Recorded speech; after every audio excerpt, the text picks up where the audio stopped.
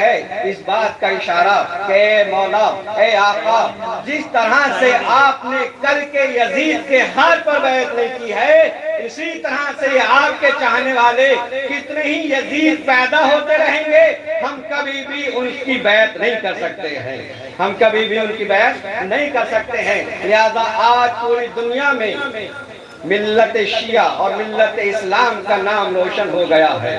کس وجہ سے؟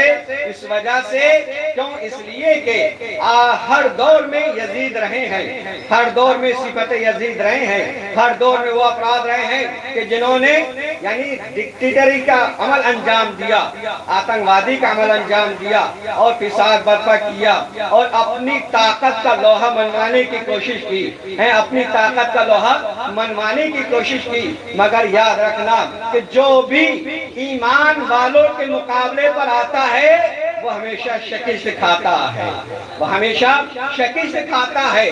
آج دنیا میں کون ڈکٹیٹر ہے، کون آتنکواد ہے، کون اپنے آپ کو نمرودیت کہلوا رہا ہے، کون اپنے آپ کو فرعون کہلوا رہا ہے؟ آپ جانتے ہیں دنیا کا سب سے بڑا ڈکٹیٹر آج امریکہ ہے، یا یوں کہا جائے کہ ساری دنیا کے آتنکوادیوں کی چابی اگر کسی کے پاس ہے تو وہ امریکہ اور اسرائیل کے پاس ہے، امریکہ اور اسرائیل کے پاس ہے۔ مگر کبھی کبھی ایسا ہوتا ہے کہ تالا بند ہوتا ہے اور چابی کام نہیں کرتی ہے، تالا بند تو ہو جاتا ہے مگر چابی کام نہیں کرتی ہے۔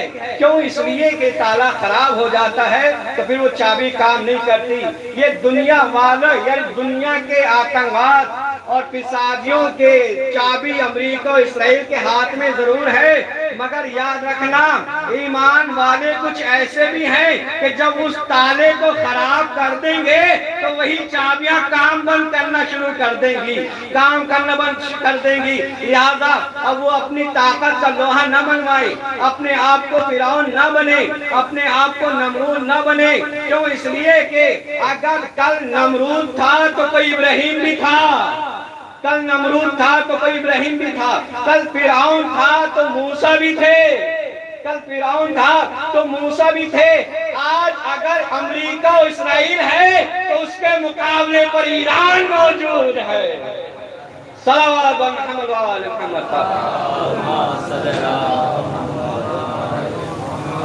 ہے، اس کا جواب دینے کے لیے ایمان والے موجود ہیں، اس لیے کہ قرآن کا فیصلہ ہے وَمَن يَتَوَكَّلْ عَلَى اللَّهِ فَهُوَ حَسْبُهُ، کہ جو اللہ پر بھروسہ کرتا ہے خداوند عالم ان کے لیے کافی ہو جاتا ہے، خداوند عالم ان کے لیے کافی ہو جاتا ہے۔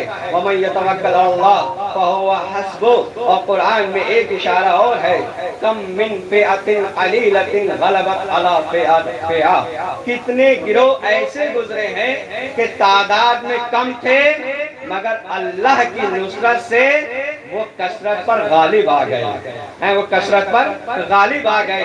قرآن میں بے شمار واقعات موجود ہیں کہ یعنی ایمان والے کم تھے اور فساد والے زیادہ تھے، کفر والے زیادہ تھے، مگر اللہ نے ایمان والوں کو کامیابی عطا کی، نصرت عطا کی۔ کربلا کے میدان میں یہی تو ہے، یہی تو ہے، 9 لاکھ کا لشکر ہے یزید کی طرف، توجہ کیجئے گا، 9 لاکھ کا لشکر ہے یزید کی طرف، مگر امام حسین صاحب السلام کے ساتھی میں کون ہے؟ 71۔ امام حسین صاحب السلام سمیت کتنے ہیں؟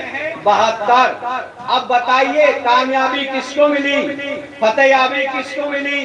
کیا 9 لاکھ والوں کو ملی یا 72 کو ملی؟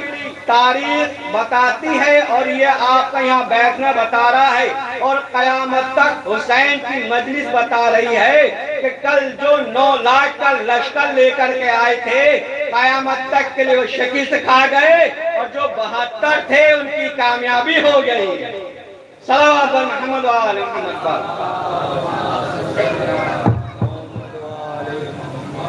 مگر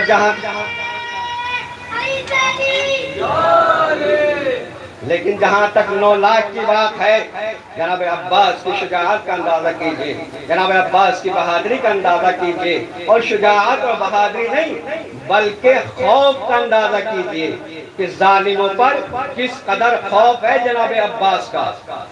جناب زینب نے کیا جملہ کہا تھا؟ اے بھئی عباس، کل تک جو آنکھیں سویا کرتی تھی وہ اب جاگیں گی، جو جاگا کرتی تھی وہ اب سوئیں گی۔ یہ ایک فضیلت کا بھی رخ ہے، یعنی جو آنکھیں سویا کرتی تھی وہ جاگیں گی، جو جاگا کرتی تھی وہ سوئیں گی۔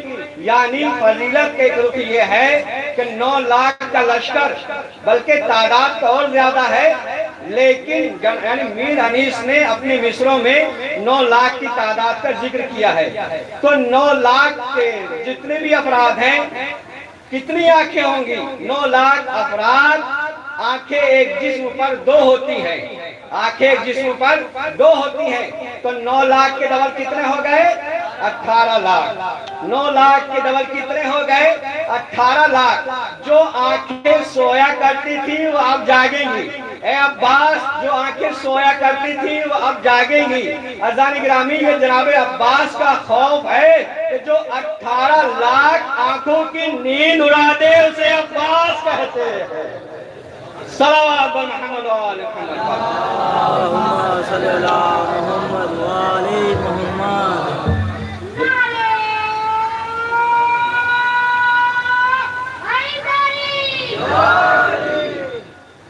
اور میں نے صبح کی مجلس میں، دوپہر کی مجلس میں عرض کیا تھا کہ مولا علی نے اپنی نماز شب میں مانگا ہے تو عباس ملا ہے، اور تمنا کی ہے مولا علی نے۔ کیسے؟ کہ اپنے بھائی عقیل سے کہا، اے بھیا عقیل، عرب کی کسی یعنی خاندان جو مشہور ہے شجاعت میں، بہادری میں، ایسے خاندان کی لڑکی کو تلاش کیجئے کہ جس سے میں عقد کروں اور اس سے ایک ایسا بیٹا پیدا ہو کہ جو میرے حسین کے کام آئے۔ یہ جناب عقیل کون ہیں؟ عرب کے سب سے بڑے نصاب ہیں۔ نصاب کا مطلب یہ حسب و نسب کا علم رکھنے والے، جو حسب و نسب کا علم رکھتے ہیں اسے نصاب کہا جاتا ہے۔ یعنی جو یہ جانے کہ کون سید ہے کون غیر سید ہے، کس کا حسب و نسب اچھا ہے کس کا حسب و نسب اچھا نہیں ہے، کس کا شجرہ اچھا ہے کس کا شجرہ اچھا نہیں ہے، کون شجرہ طیبہ والا ہے کون شجرہ خبیثہ والا ہے۔ یہ قرآن میں ہے، شجرہ طیبہ اور شجرہ خبیثہ کا ذکر کیا گیا ہے کہ کون شجرہ طیبہ والا ہے کون شجرہ خبیثہ والا ہے۔ تو جناب عقیل نے کس خاندان کا تعین کیا، کس خاندان کو بتایا؟ خاندان کلابیہ، کہ جو عرب میں سب سے بڑے بہادر اور شجاع ترین مشہور تھے۔ ان سے ایک بیٹی کا انتخاب ہوا جن کو فاطمہ کلابیہ کہا جاتا ہے، جن کا لقب ام البنین ہے۔ اس سے مولا علی نے عقد کیا۔ اب جناب ام البنین مولا علی کے گھر تشریف لا رہی ہیں، توجہ کیجئے گا، مولا علی کے گھر تشریف لا رہی ہیں۔ ایک خاتون جو زوجہ بن کے آ رہی ہے، اب ظاہر سی بات ہے جو جس گھر میں زوجہ بن کے آتی ہے وہ مالکہ بن کے آتی ہے، خادمہ بن کے نہیں آتی ہے، مالکہ بن کے آتی ہے، خادمہ بن کے نہیں آتی۔ مگر یہ جناب ام البنین کا کردار ہے کہ جیسے ہی یعنی جناب مولا کائنات کے گھر تشریف لائیں، ہاتھوں کو جوڑ لیا اور آ کر عرض کیا کہ میں اس گھر کی خادمہ بن کے آ رہی ہوں، مالکہ بن کے نہیں آ رہی ہوں، خادمہ بن کے آ رہی ہوں، مالکہ بن کے نہیں آ رہی ہوں۔ کیوں جناب ام البنین نے اپنے کو خادمہ کہا ہے؟ اس نقطے کی طرف اشارہ کرنا ہے، کیوں جناب ام البنین نے اس گھر میں اپنے آپ کو خادمہ کہا ہے؟ کیوں؟ اس لیے کہ جس وقت تشریف لائی ہیں تو امام حسن بھی استقبال کے لیے اٹھے، امام حسین بھی استقبال کے لیے اٹھے، جناب زینب بھی استقبال کے لیے اٹھی، جناب ام کلثوم بھی استقبال کے لیے اٹھی، جبکہ امام حسن امام ہے، امام حسین امام ہے، شہزادی زینب معصومہ ہے، شہزادی ہے، اور ام کلثوم معصومہ ہے، شہزادی ہے، مگر انہوں نے اپنا کردار دکھایا ہے، اپنا کردار دکھایا ہے، اپنا اخلاق دکھایا، آخری بات تک توجہ، اپنا اخلاق دکھایا ہے، اپنا کردار دکھایا ہے۔ یہ ان لوگوں کے لیے اور ان بچے اور ان جوانوں کے لیے نصیحت ہے کہ جو اپنے ماں باپ کا احترام نہیں کرتے، جو اپنے باپ کا احترام جو اپنی ماں کا احترام نہیں کرتے۔ ارے حسن و حسین نے، توجہ کیجئے گا، حسن و حسین نے، جبکہ ام البنین سگی ماں نہیں ہے، ہیں سگی ماں نہیں ہے، سگی ماں کوئی اور ہے آپ جانتے ہیں۔ تو جناب ام البنین سگی ماں نہیں ہے۔ حسن حسین استقبال اٹھ رہے ہیں، جناب زینب استقبال کو اٹھ رہی ہیں، ام کلثوم استقبال کو اٹھ رہی ہیں۔ ان افراد نے معصوم اور معصومہ ہو کر کے اپنی ماں جو کہ سگی نہیں ہے ان کا استقبال کر کے بتایا، ارے جب آنے والی ماں کا ہم استقبال کر رہے ہیں تو پھر ہمارے چاہنے والوں کے لیے ضروری ہے کہ وہ اپنی ماں کا احترام کرے، اپنے باپ کا احترام کرے۔ اب اگر کوئی ماں باپ سے بدتمیزی کر رہا ہے تو اس کا مطلب یہ ہے کہ یہ حسین کا فدائی صرف زبانی ہے، دل سے نہیں ہے۔ صلوات محمد وآل محمد۔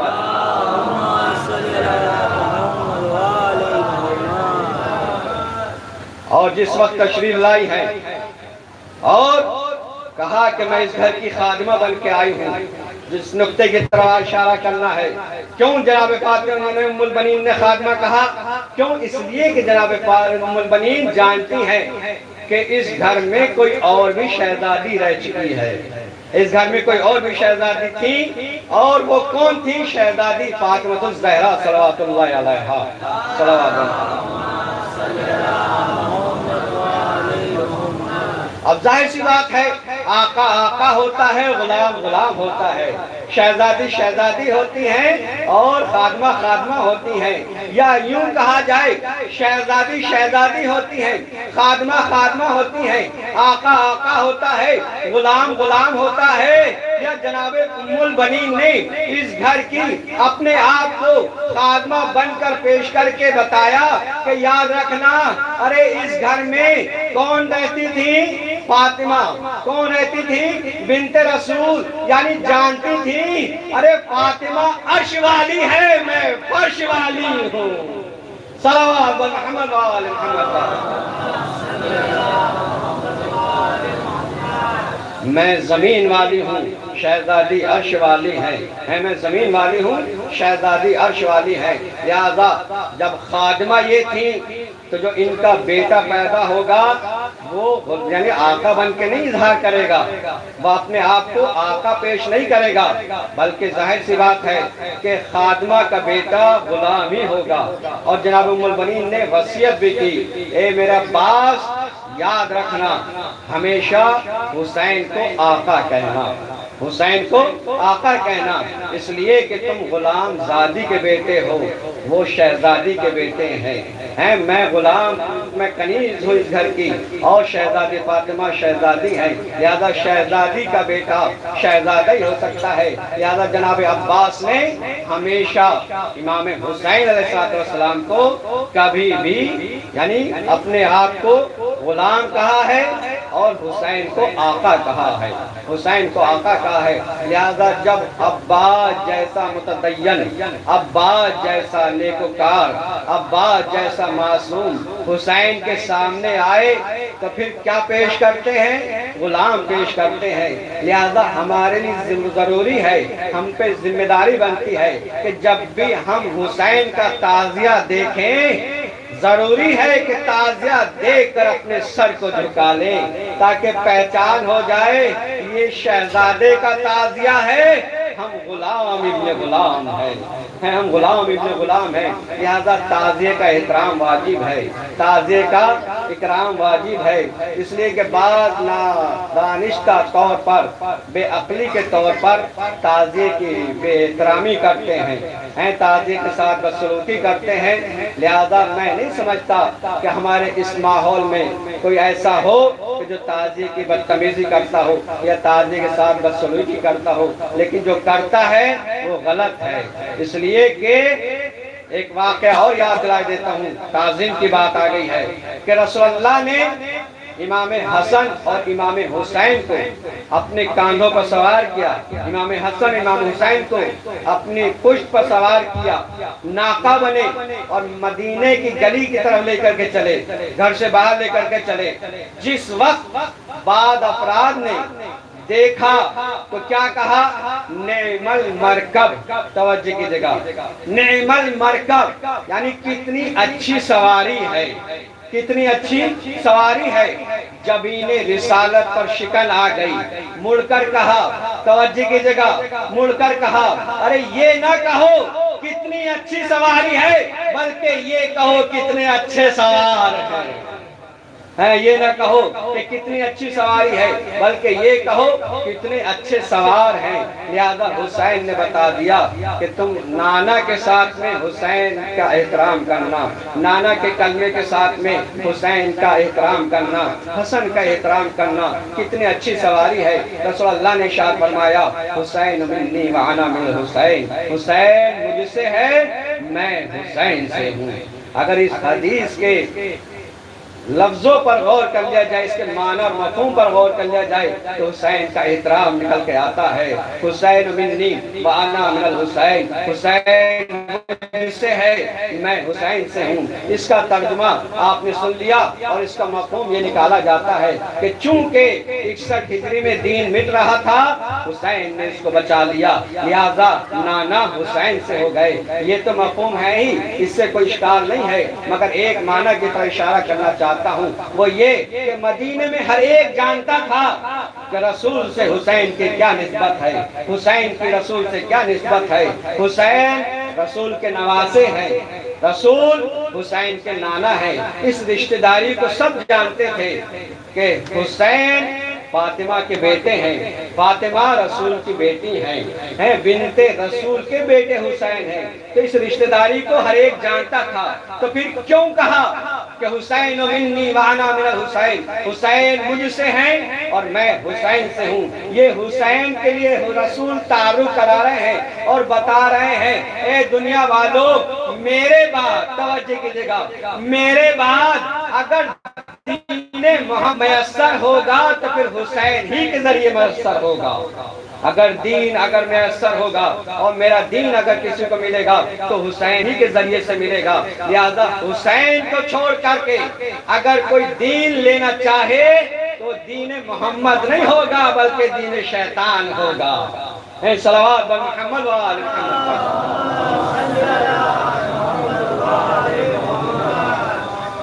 اور آپ کہیں گے مولانا یہ کیسے کہہ دیا کہ کیا دین شیطان بھی ہوتا ہے؟ اس لیے کہ ہم تو سنتے چلے آ رہے ہیں کہ دین محمد حسین نے دین کو بچایا، حسین نے دین محمد کو بچایا۔ ہاں عزیزان گرامی، دین محمد بھی ہے اور دین شیطان بھی ہے۔ ارے جو بھی MI6 کا توجہ کیجیے گا، جو بھی MI6 کا ایجنٹ ہے وہ دین محمد والا نہیں ہے بلکہ دین شیطان والا ہے۔ صلوات بر محمد و آل محمد۔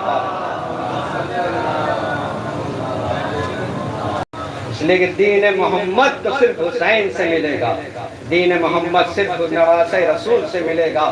لہذا کربلا کے میدان میں جس کی تمنا کی گئی تھی عباس اسی پر پورے اترے۔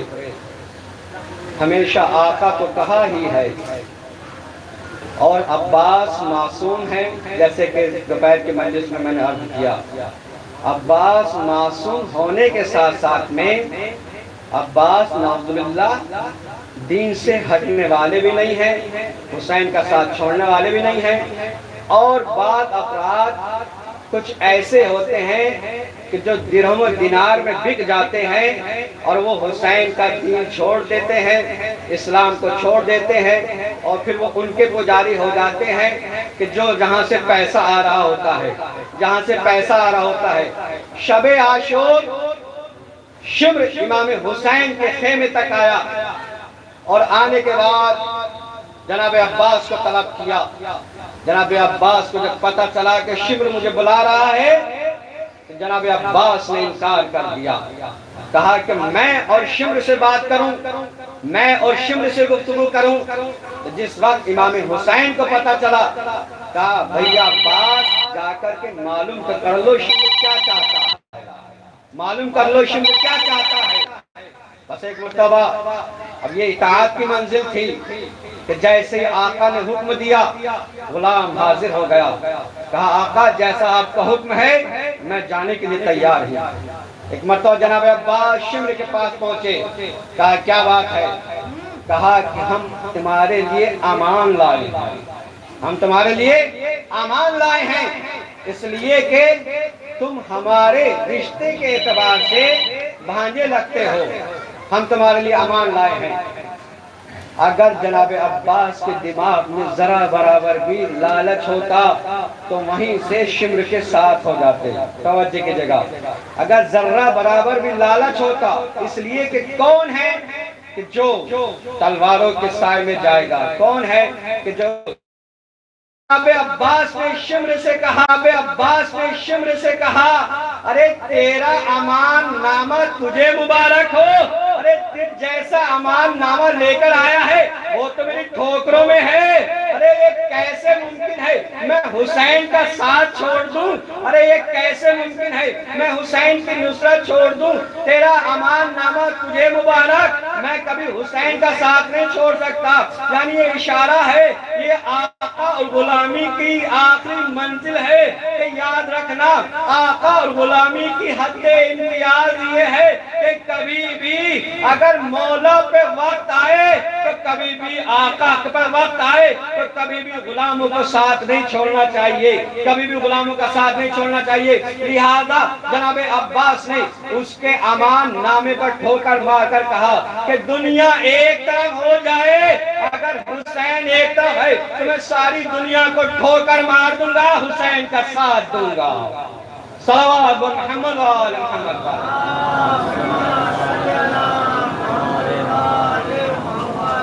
بس اذان گرامی،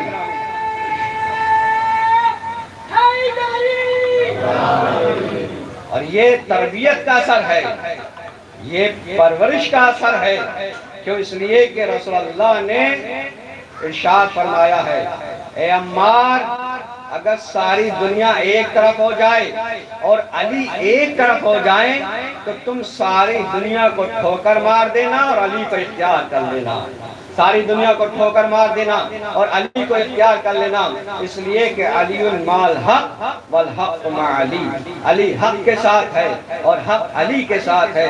بس یہی نظریہ ہے تو جناب عباس نے کربلا کے میدان میں دہرایا، کیا حسین حق ہے اور حق حسین کے ساتھ ہے، حسین حق ہے اور حق حسین ہے، دین حسین ہے اور دی پناہ بھی حسین ہے۔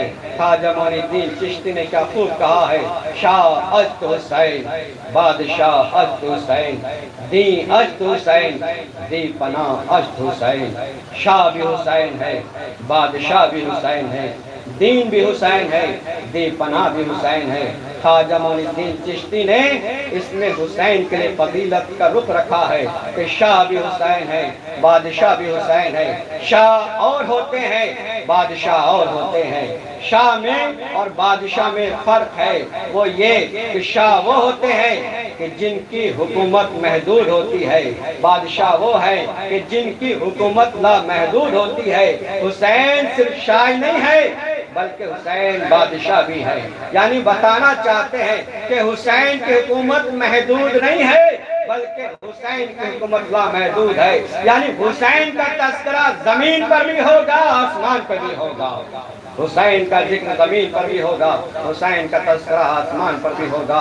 ہاں عزیزو، کربلا میں وہ وقت آ گیا کہ جس کے لیے جناب عباس جوان ہوئے تھے، جس تمنا کے ساتھ میں جناب عباس پرورش پائے ہیں، آج وہی دن آ گیا کہ کربلا میں حسین اور حسین کے ساتھیوں پر 7 محرم سے پانی ختم ہو چکا ہے۔ 7 محرم سے خیموں میں پانی نہیں ہے۔ عزادارو، کل شب عاشور ہے اور کل عبادت کی رات ہے، کوئی بھی جوان اس عبادت سے غافل نہ ہو جائے۔ کل دعاؤں کی رات ہے، کل تسبیح پروردگار کی رات ہے، کل اعمال کی رات ہے، کل شب بیداری کی رات ہے، کل جاگنے کی رات ہے۔ جاگنا یعنی ہنستے ہوئے جاگنا نہیں ہے، جاگنا یعنی کھیل کود کرتے ہوئے جاگنا نہیں ہے، بلکہ عبادت میں جاگنا ہے تو بھی شب بیداری ہے، عبادت کرتے ہوئے جاگنا ہے۔ اعمال مخصوصہ ہیں، آپ حضرات ان اعمال کو ضرور کیجئے۔ شب عاشور میں زیارت امام حسین صاحب السلام کا ہی بہت زیادہ ثواب ہے، اور 4 رکعت نماز بھی ہے تو 100 رکعت والی بھی روایت، لیکن 4 رکعت والی آپ حضرات کے سامنے عرض کے دیتا ہوں، کیونکہ آج کی مجلس میں بھی عرض ضرور کرنا ہے، وہ کیوں؟ اس لیے کہ آنے والی شب وہ شب عاشور ہوگی۔ 4 رکعت نماز جس میں ہر رکعت میں الحمد کے بعد 3 مرتبہ سورہ توحید ہے، قل هو اللہ احد ہے۔ آپ ان 4 رکعت نماز کو انجام دینے کے بعد دعا میں مشغول ہو جائیے، تلاوت قرآن میں مشغول ہو جائیے، اور جو اور مخصوصہ ہیں ان اعمال میں ان دعاؤں کو کیجئے۔ آپ بھی ان دعاؤں کو کیجئے، اعمال کو کیجئے، اپنے بچوں کو بھی بتائیے، اپنے جوانوں کو بھی بتائیے، اور جو نہیں جانتا ان کو بھی بتائیے۔ عزیزان گرامی، منت پورے ہونے کی تاریخ، اور حسین پر صرف اپنے ہی لوگ نہیں بلکہ ہر مذہب کا انسان حسین کے اوپر اپنا فدیہ کرتا ہے، مال کا فدیہ کرتا ہے، پیسے کا فدیہ کرتا ہے۔ اس در پر جو خرچ ہوتا ہے وہ ضائع نہیں جاتا، بلکہ اس در پر جو خرچ ہوتا ہے وہ یہاں بھی کام آتا ہے، قیامت میں بھی کام آئے گا، یہاں بھی کام آتا ہے اور قیامت میں بھی کام آئے گا۔ وگرنہ یوں ہی کوئی حسین کے نام پر خرچ نہ کرے گا، انہیں احساس ہو جاتا ہے کہ ہمارے مال میں حسین پر خرچ کریں گے تو برکت ہوگی، حسین کے نام پر لٹائیں گے تو برکت ہوگی، اس لیے کہ اس در سے جو مانگ لے گا وہ کبھی خالی نہ جائے گا۔ بس عزیزو، حسین کربلا کے میدان میں یکو تنہا ہے، 9 لاکھ کا لشکر ہے۔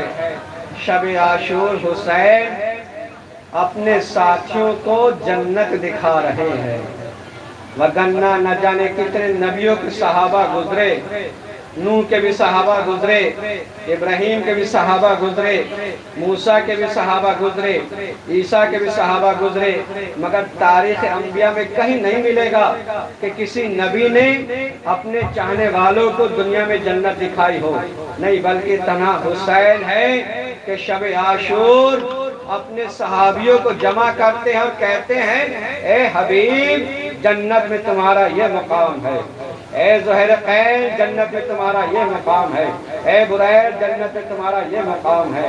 ہاں عزادارو، حسین کے سامنے مشکل مرحلہ ہے، عباس اجازت کے لیے کھڑے ہیں، آقا مرنے کی اجازت چاہتا ہوں۔ لو عزادارو، حسین نے کہا بھیا عباس، تم جانتے ہو خیموں میں پانی ختم ہو چکا ہے، بھیا عباس بچوں کے ہاتھ میں خالی کوزے ہیں، التش التش کی صدائیں بلند کر رہے ہیں، اے بھیا عباس پہلے ان بچوں کے لیے پانی کی سبیل کرتے جاؤ۔ ہاں عزادارو، بس مصائب کا جملہ اور اگر آپ سن سکتے ہیں تو سن لیجئے۔ ارے جس وقت جناب عباس بیویوں سے رخصت لے رہے ہیں، جناب زینب نے اپنی مظلومی کا ایک جملہ کہا ہے، زینب شہزادی ہے جو کہ عالم مصیبت میں ہے اور مظلومی کا جملہ ارشاد فرما رہی ہیں، اے بھیا عباس، ارے جب مجھے کوئی کہتا تھا اے زینب ایک وقت آئے گا تمہارے سر سے ردا چھن جائے گی، تو میں کہتی تھی ارے جس کا عباس جیسا بھائی ہو، ارے جس کا عباس جیسا بھائی ہو، ارے کس میں ہمت ہے کہ وہ زینب کے سر سے چادر چھین لے، مگر مجھے امید ہو گئی اے بھیا عباس، ارے تم جا نہیں رہے ہو، میرے چادر کی خدا حافظ ہے، مجھے کوئی امید نہیں ہے اب میری چادر محفوظ رہے گی یا نہ رہے گی۔ ہاں عزادارو، عباس سکینہ کے خیمے میں آئے، اے بیٹی سکینہ، ارے لاؤ اپنا مشکیزہ دے دو، ارے میں تمہارے لئے پانی کی سبیل کرتا ہوں۔ ارے جناب سکینہ نے بڑی تمناؤں سے، بڑی حسرتوں سے مشق سکینہ کو عباس کے حوالے کیا، اے چچا خدا حافظ، اے چچا خدا حافظ، لو آزادارو، یہ جناب عباس کا وعدہ ہے جو خیموں میں بچوں سے پانی کا وعدہ کر کے جا رہے ہیں۔ ہر چچا ہر تمنا کو پورا کرے یا نہ کرے، ہر چچا کسی کی تمنا پورا کرے نہ کرے، مگر اپنی بھتیجیوں کی تمنا کو ضرور پورا کرتا ہے، اپنی بھتیجی کی تمنا ضرور پورا کرتا ہے۔ یہ غازی عباس ہے، ارے بھتیجی سے پانی کا وعدہ کر کے جائے، وعدہ تو کیا ہے مگر پورا نہ کر سکے۔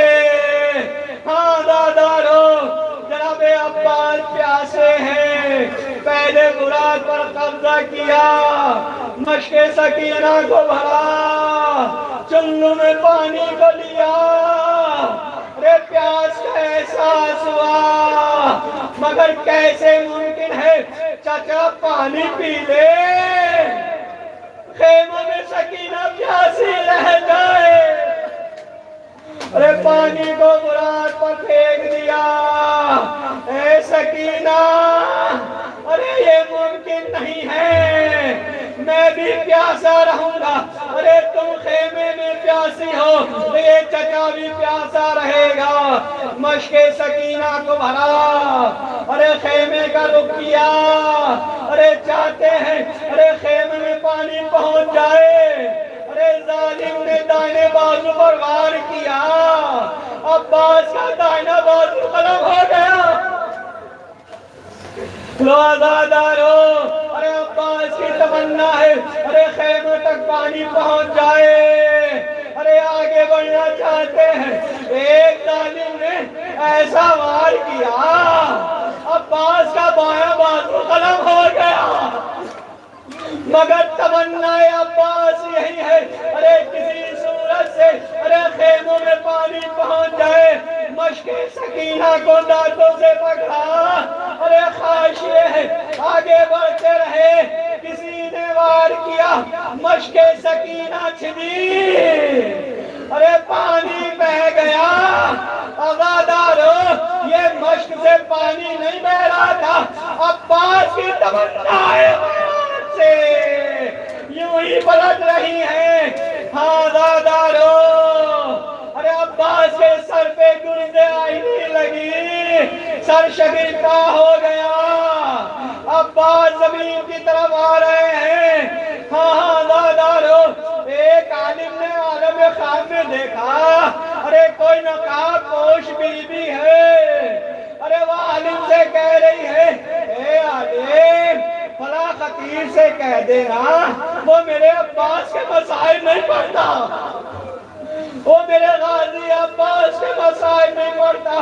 عالم نے کہا، ارے میں نے خطیب سے بہت بار ارے سنا ہے وہ تو غازی عباس کے مسائل پڑھتے ہیں۔ کہا ہاں وہ مسائل تو پڑھتا ہے، مگر جو میرے بیٹے کی ہے مصیبت ہے، ارے جو ہے مصیبت ہے وہ بیان نہیں کرتا۔ ارے معلوم کیا، اے بی بی، ارے عباس کی کون سی مصیبت ہے جو سب سے زیادہ عظیم ہے؟ اے غازی کے چاہنے والوں، ارے برداشت کر سکتے ہو تو کر لینا، ارے کون سی عظیم مصیبت ہے؟ اور یہ کون معلوم کر رہا ہے؟ شہزادی فاطمہ، شہزادی فاطمہ کہہ رہی ہیں، ارے وہ خطیب میرے عباس کی ارے بڑی مصیبت بیان نہیں کرتا۔ کہا وہ کون سی بڑی مصیبت ہے؟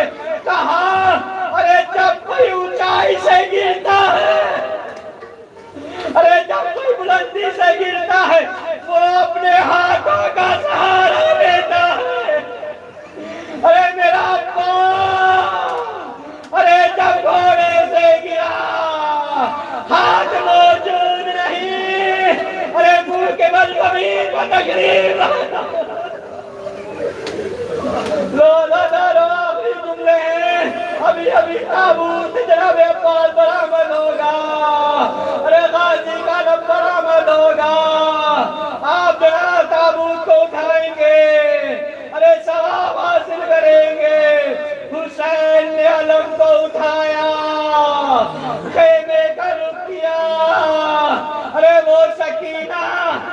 جب سے چچا رخصت ہوئے ہیں ارے بچوں کو جمع کیے ہوئے ہیں۔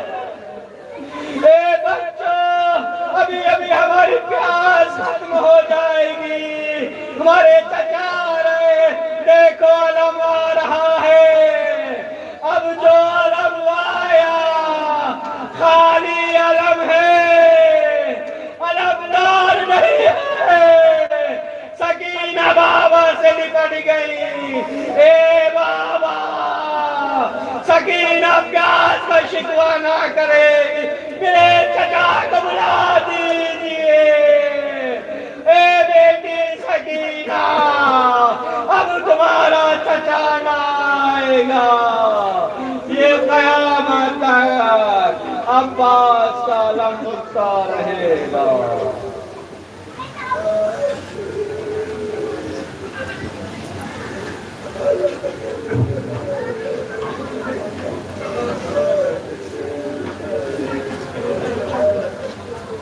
نیچے ہو جا تو، نیچے ہو جا۔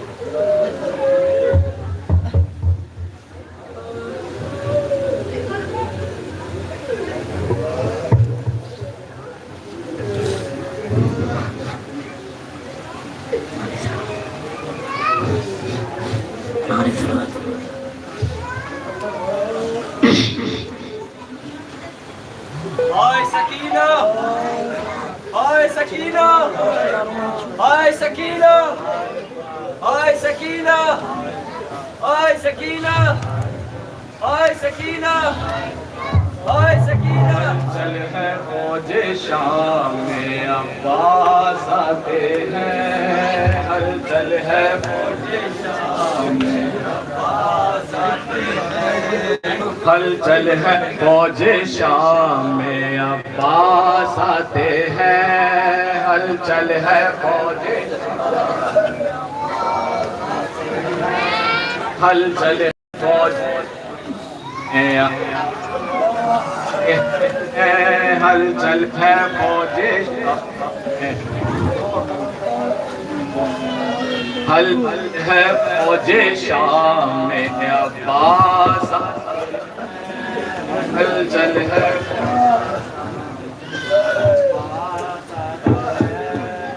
ہل چل ہے فوج شام عباس ہل چل ہے فوج ہل چل ہے فوج شام میں عباس آتے ہیں، ہل چل ہے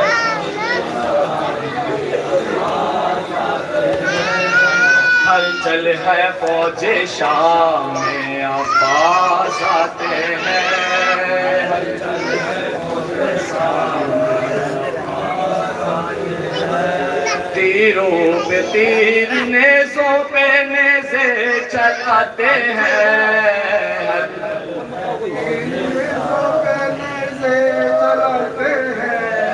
ہل چل ہے فوج شام میں عباس آتے ہیں، ہل چل ہے فوج شام میں عباس آتے ہیں، ہل چل ہے فوج شام میں عباس آتے ہیں، ہل چل ہے فوج شام ہل چل ہے فوج شام میں عباس آتے ہیں، ہل چل ہے فوج شام میں عباس آتے ہیں، ہل چل ہے فوج شام میں عباس آتے ہیں، ہل چل ہے فوج شام میں عباس آتے ہیں، ہل چل ہے فوج شام میں عباس آتے ہیں، ہل چل ہے فوج شام میں عباس آتے ہیں، ہل چل ہے فوج شام میں عباس آتے ہیں، ہل چل ہے فوج شام میں عباس آتے ہیں، تیروں پہ تیر نیزوں پہ نیزے چلاتے ہیں، تیروں پہ تیر نیزوں پہ نیزے چلاتے ہیں، تیروں پہ تیر نیزوں پہ نیزے چلاتے ہیں، تیروں پہ تیر ہلچل ہے فوج شام میں عباس آتے ہیں ہلچل ہے فوج شام میں عباس آتے ہیں ہلچل ہے فوج شام میں عباس آتے ہیں ہلچل ہے فوج شام میں عباس آتے ہیں ہلچل ہے فوج شام میں عباس آتے ہیں ہلچل ہے فوج شام میں عباس آتے ہیں ہلچل ہے فوج شام میں عباس آتے ہیں ہلچل ہے فوج شام میں عباس آتے ہیں ہلچل ہے فوج شام میں عباس آتے ہیں ہلچل ہے فوج شام میں عباس آتے ہیں ہلچل ہے فوج شام میں عباس آتے ہیں ہلچل ہے فوج شام میں عباس آتے ہیں ہلچل ہے فوج شام میں عباس آتے ہیں ہلچل ہے فوج شام میں عباس آتے ہیں تیروں پہ تیر نیزوں پہ نیزے چلاتے ہیں تیروں پہ تیر نیزوں پہ نیزے چلاتے ہیں تیروں پہ تیر نیزوں پہ نیزے چلاتے ہیں تیروں پہ تیر نیزوں پہ نیزے چلاتے ہیں ہلچل ہے فوج شام میں عباس آتے ہیں ہلچل ہے فوج شام میں عباس آتے ہیں ہلچل ہے فوج شام میں عباس آتے ہیں ہلچل ہے فوج شام میں عباس آتے ہیں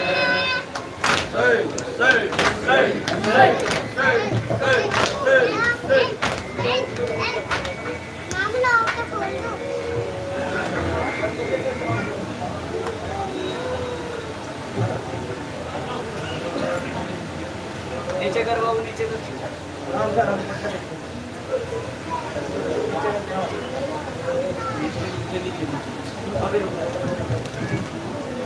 سکینہ اٹھو میری جان اٹھو رہائی ملی چلو گھر چلے سکینہ اٹھو میری جان رہائی ملی چلو گھر چلے سکینہ اٹھو میری جان رہائی ملی چلو گھر چلے سکینہ اٹھو میری جان رہائی ملی چلو گھر چلے یہاں سے چلو چلے کربلا وہیں پر تمہیں ملیں گے چچا